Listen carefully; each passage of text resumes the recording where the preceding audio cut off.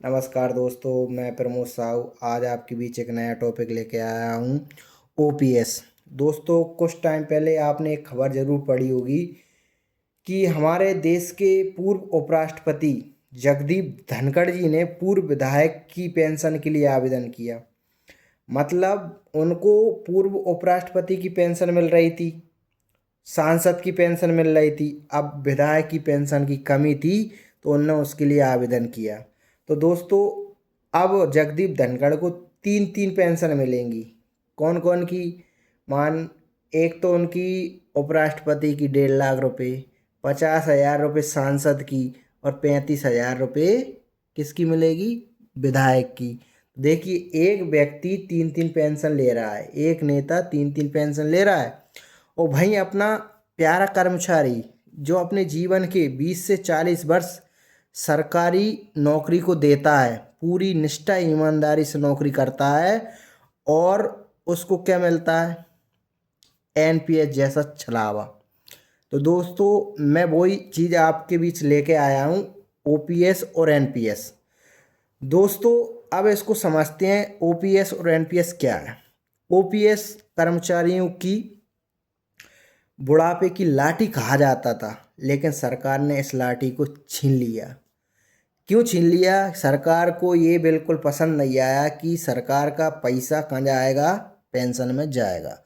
और उस ओपीएस व्यवस्था को 1 दिसंबर 2004 के दिन पूरी तरीके से बंद कर दी और इसकी जगह एक नई व्यवस्था लाई गई जिसका नाम है एनपीएस, न्यू पेंशन स्कीम।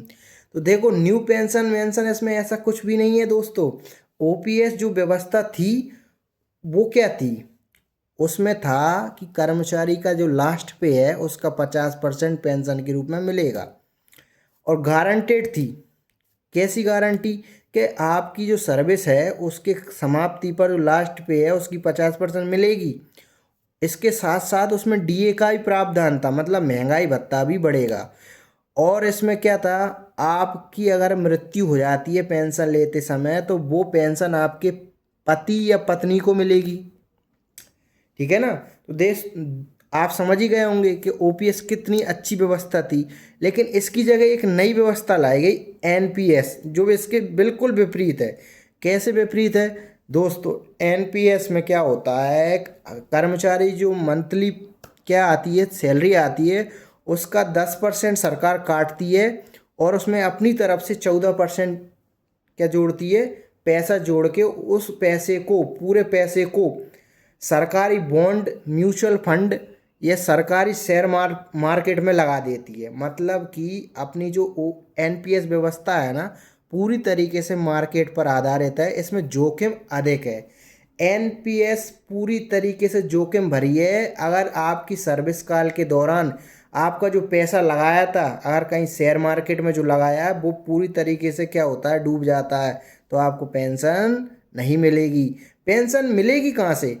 आपको जो 10% हर महीने का कट रहा है और 14% जो सरकार आपको जोड़ रही है, इसी को जोड़ जोड़ कर शेयर मार्केट में लगा रही है। अगर आपकी किस्मत अच्छी रही, शेयर मार्केट में अच्छा पैसा मुनाफा आया, तो आपको लास्ट में इसी एनपीएस से जो पैसा इकट्ठा हुआ उसका 60% आपको ग्रेजुटी के रूप में दे दिया जाएगा, 40% में आपकी पेंशन बांध दी जाएगी।